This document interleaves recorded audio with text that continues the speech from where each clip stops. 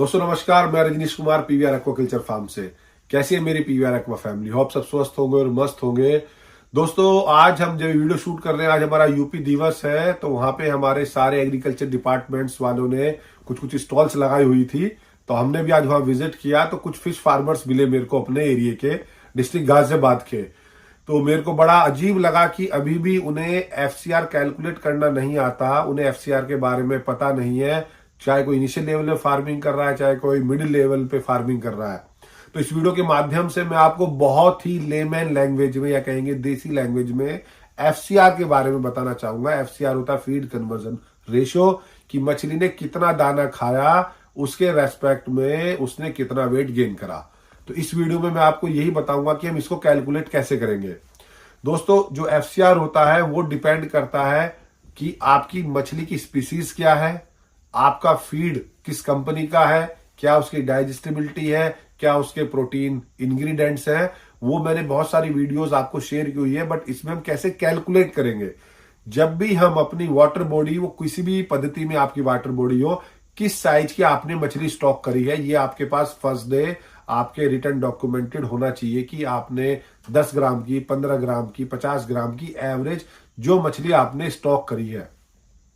और जब आप उसे हार्वेस्ट करेंगे तो आपको एवरेज वेट पर, आप तब भी एवरेज वेट कीजिए अपनी मछलियों का कि आपने किस साइज में एवरेज हार्वेस्ट की है।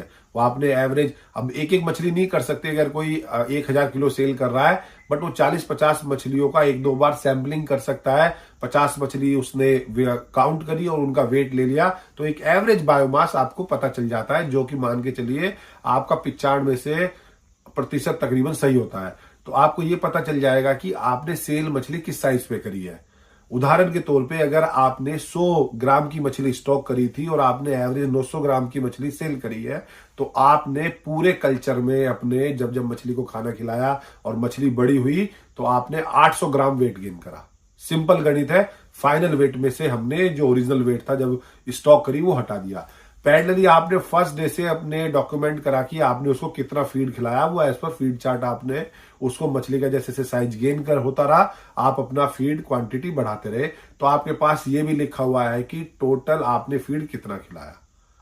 तो जो टोटल फीड खिलाया है और डिवाइडेड बाय कितना वेट आपने गेन करा है, हम इसको हिंदी में कहते हैं फीड कन्वर्जन रेशियो। अब थंब रूल के अकॉर्डिंग आप मान के चलिए जनरली एवरेज 1.4 से 1.7 तक भी एफसीआर आता है।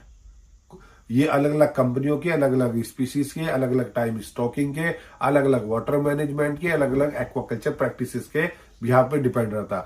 जितने फार्मर्स का एफसीआर कम आएगा, उनका फीड सीड अच्छा हो सकता है, उनका मैनेजमेंट अच्छा हो सकता है, उनके water parameter through out the culture अच्छे रहे, उन्होंने फीड अच्छा खिलाया है, उन्होंने फीडिंग मैनेजमेंट की जो स्ट्रेटेजी प्रैक्टिसेस है वो अच्छी करी है।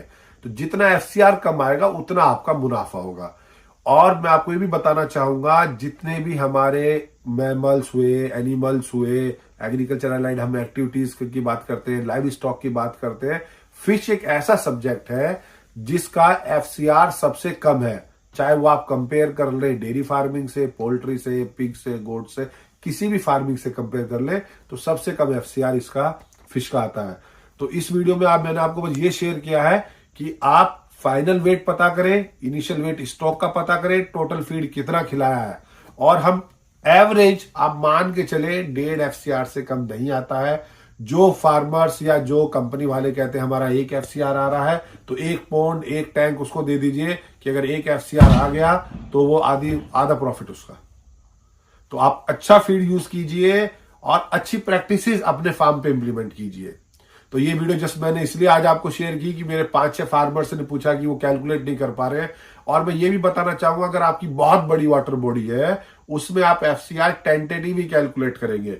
जो छोटी बॉडीज है, 1 एकड़, 1 हेक्टेयर, आधा एकड़, उसमें आप 100% कैच कर लेते हैं। बड़ी वाटर बॉडीज में कैच 100% नहीं हो पाता है, तो आपका हमेशा इन्वेंटरी उसमें मेंटेन रहती है। बने रहे अपने पीवीआर एक्वा यूट्यूब चैनल पर और जानते रहे फिश फार्म से रिलेटेड बातें। धन्यवाद।